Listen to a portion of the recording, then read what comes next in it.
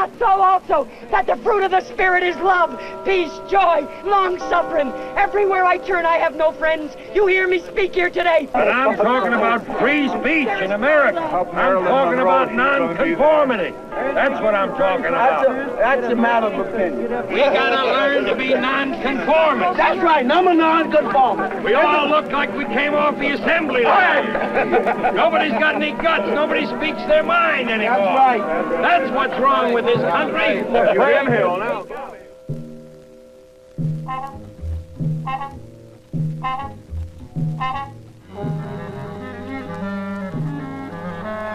Right.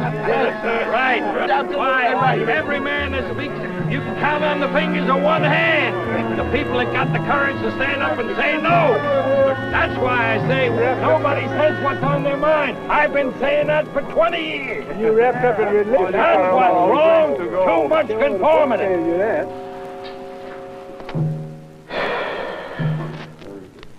All right, Miss Speedy. Just leave it alone for a second. No, not yet, Jack. Miss Speedy. Not yet. All right, just come. All right. Push, Lily. Oopsie daisy, caught her on the... Okay, let's go. It's a boy. Look at that. Welcome, Juano Jose Alvarez. Nationality, American. Weight, 7 pounds, 13 ounces. You are free to breathe, to wave your arms, and to scream, all in your own way. You need that freedom in order to live. A nice boy. Okay. See. And it's a funny thing, Juanito. Even when you grow up, you will still want to kick and scream, but in the way a man does. To lose that freedom would mean death.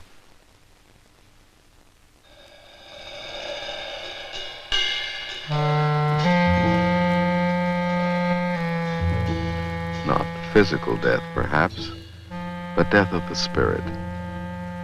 For the human spirit is born and thrives in an atmosphere of freedom.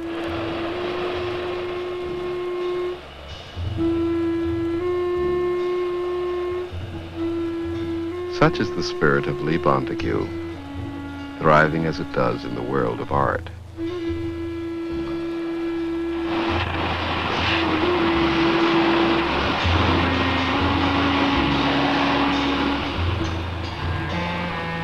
It is said that hers is a boundless imagination. Like other pioneers in her field, her creations sometimes puzzle the viewer. They are different, strange, yet it is precisely the uniqueness of her approach which fascinates and forces us to stretch our own imagination.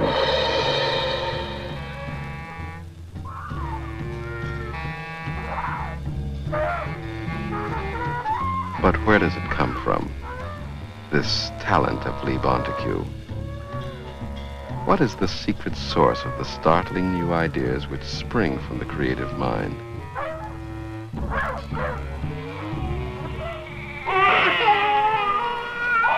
We are, almost all of us, born with it.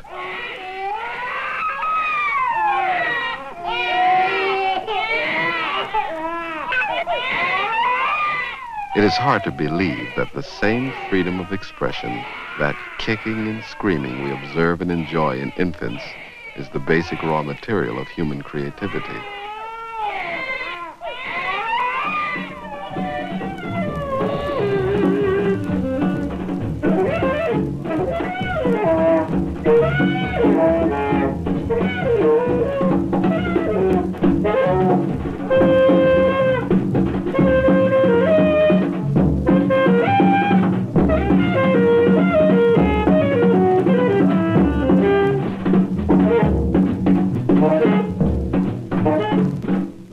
Here, in a small basement in New York City, a new movement in the world of jazz is evolving.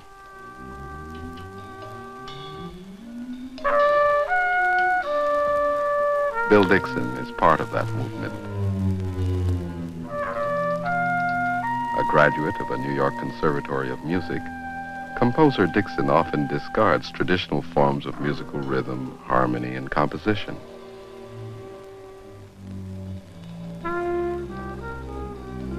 Curiously, in breaking musical conventions, he seeks to communicate more effectively with those who will listen to him.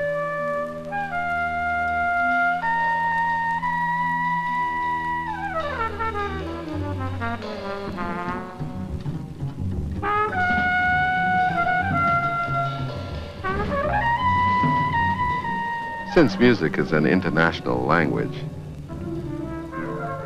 who knows but that the strange new sounds created by Bill Dixon may help to enrich communication between man and his fellow man. Perhaps it is for this reason that Bill Dixon screams and kicks in the medium of music.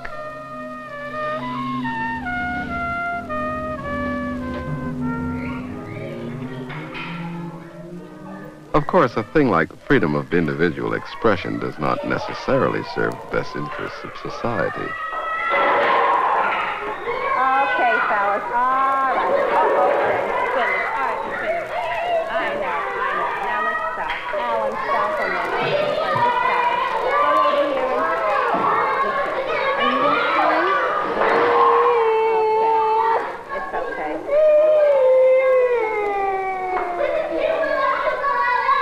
Freedom is at its best when it brings joy instead of sadness, and when the destructive impulses of the individual become a part of something which is constructive.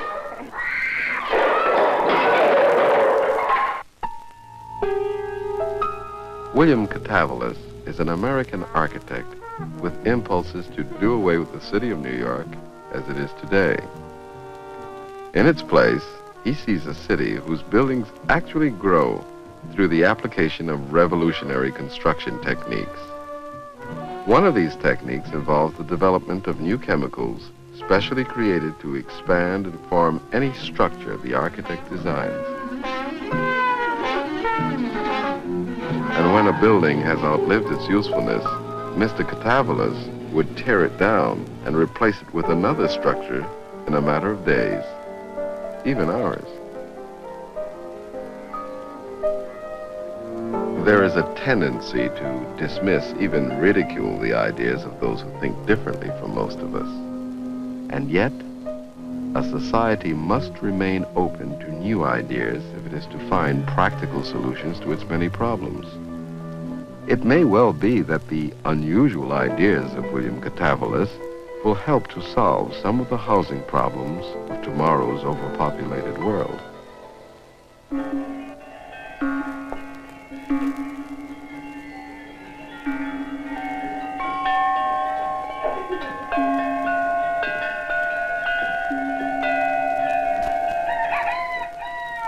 Since the dawn of history, the individual has played a central role in the progress of civilization.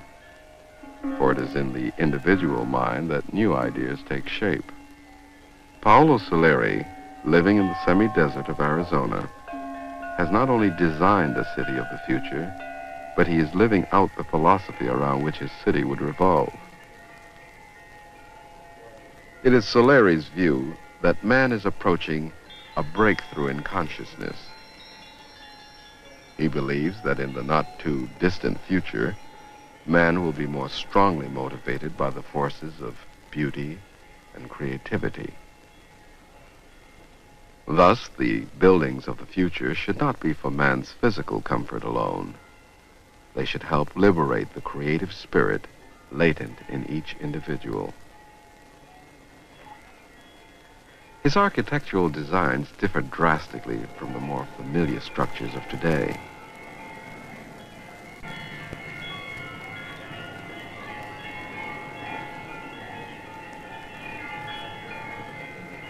These are the bridges of Soleri. To him, a bridge must be something more than a connection between two points. It should house people, delight and inspire each individual. It is his view that man-made environments should have the same effect on people as a beautiful sunrise.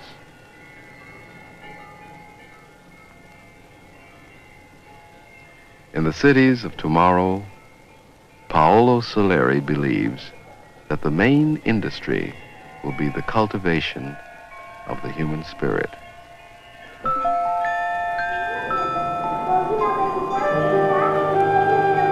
Although it may not yet be our major industry, the cultivation of the human spirit is already a widespread activity. Our young people of today are encouraged to freely express their ideas, to respect the opinions of others, no matter how much they may differ. And they do differ. All through the tender years of youth, they differ.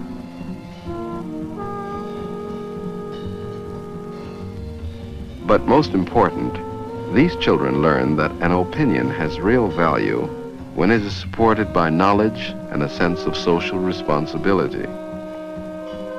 So that when they are older, it is not surprising that they can be seen expressing their views in public places. And always there will be those who will come forward to speak with fire and conviction in support of urgent causes. Yes, and I'm for sewers, as I always have been. But I'm also for constitutional rights, and you seem to have a penchant for disregarding them. That may be your opinion. Well, it's my opinion. I'll voice it publicly. And I'm telling it to you right now. You flagrantly abused their constitutional rights, ignored completely all the pleas that the people on Clawson Mountain Road and Greenbush Road would never get a sewer. And you didn't care. You listened to the engineers that said, sure, if all the county is sewered, they'll get a benefit. No matter how small the issue, no matter how large, it is in the individual that it becomes focused. And I will submit that in this headlong approach, This will be the day. This will be the day when all of God's children. It is always the independent thinker who is at the vanguard, giving leadership to the many social and political movements which are continually transforming this nation. Yesterday, these movements were concerned with political independence, abolition of slavery, the rights of labor, and of women. Today, civil rights, care for the aged, and general social welfare.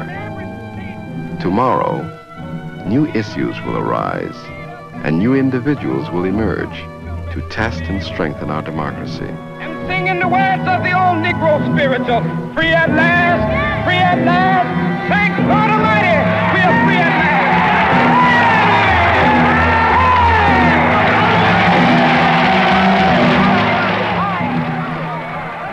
There are 200 million individuals in this country. They come from all parts of the world. It is a land of considerable variety.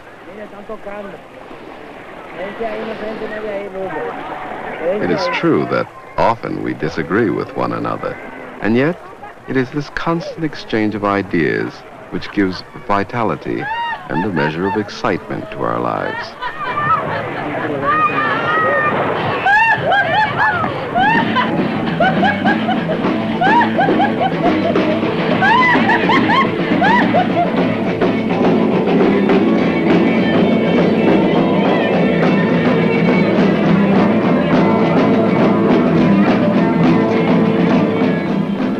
Over the years, we have found that although each individual may express himself differently, it is possible to maintain harmony and, for almost all of us, keep time to the same music.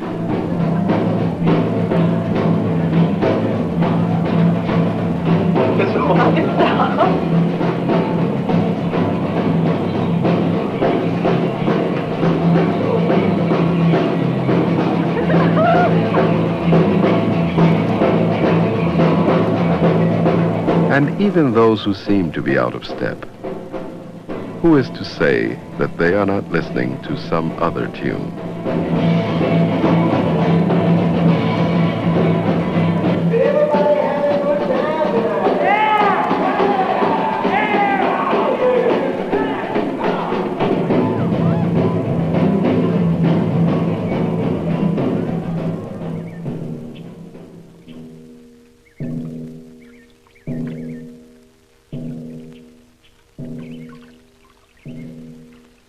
ideas and opinions, and the freedom to express them. This is the wealth of a nation. It is an ancient paradox that when one individual expresses himself, when he freely speaks and acts from the very privacy of his being, he reflects the thoughts and actions of many of his fellow men. It is with knowledge of this truth that a poet can express himself and yet speak for us all. In summertime, in quiet wood and friendly shade, from secret regions of myself, my soul screams the question, ancient as man and older than the sound of human song. Must we die so soon? Must we sicken and suffer and cry for comfort? Must great men and infants be plucked from our midst well before their time by the 1,000 awful plagues that steal inside us? If we can build a nation out of virgin land, can split the smallest atom and climb beyond the stars, must we die from trifling plagues? What madness is here that we, like bleating sheep, accept so short a life on earth?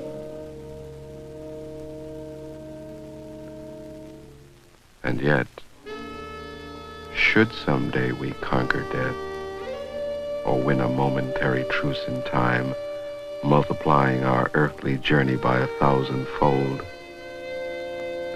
never must we forget our hard-won victory over yet another kind of death that all too quickly claims the human spirit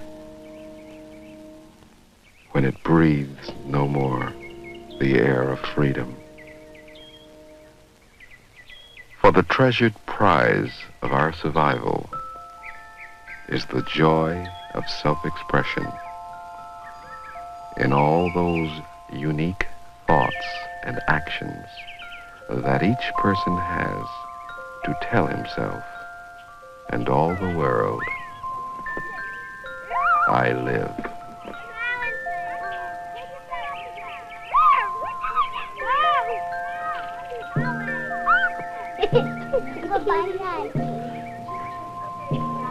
What are you going to do tomorrow? I don't know what I'm going to do tomorrow.